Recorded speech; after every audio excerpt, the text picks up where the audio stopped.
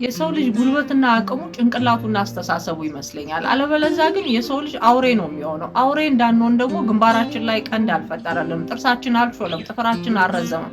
ለዛ ነው የሰው ልጅ የሆነው። የሰው ልጅ ስንሆን ደግሞ በሀሳብ ነው ማሸነፍ የምንችለው። ሀሳብን በጉልበት ለመደፍጠጥ የምትሞክሩ ሰዎች አውሬነታችሁን ነው የምታሳዩት። ጉልበት ለአውሬ እንጂ ለሰው ልጅ አይደለም።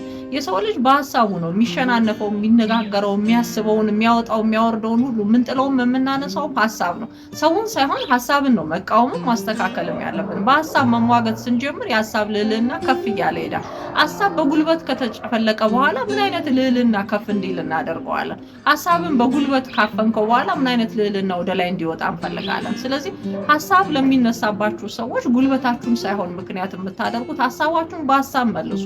አይደለም የተባልከው ነው የሚለውን ነገር ለማሳመን ሀሳቡን እንጂ የምታነሳው የምትጥለው በጉልበት ነው ብለህ ማሳመን አትችልም። በጉልበት ነው ማለት ስትጀምር ከሰውኛ ባህሪ ትወጣና አውሬ ትሆናለህ። ያኔ አውሬነት የተሳለለትን ይኖራል ማለት ነው ሰው እንጂ ሰውኛ ነገር ነው። አለበለዚያ በጉልበት የምንተዳደርበትን እንደ አውሬዎች የምናቋቋምበትን መንገድ ይፈጥርልን ነበር ብዬ አስባለሁ። ስለዚህ ሀሳብ ሲነገራችሁ ወይ ሀሳባችሁ ሲላመጥ ወይ ሀሳባችሁ ሲወድቅና ሲነሳ ነውም አይደለምም ለማስባል ጉልበት የምትጠቀሙ ሰዎች ለኔ እንደ አውሬ እንጂ እንደ ሰው አይደላችሁ።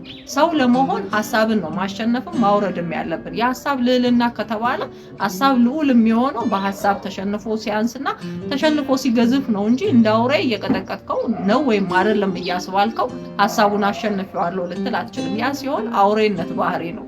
ሰውኛ የሚሆነው በሀሳብ መሸናነፍ ሲችል ነው ብዬ ስለማስብ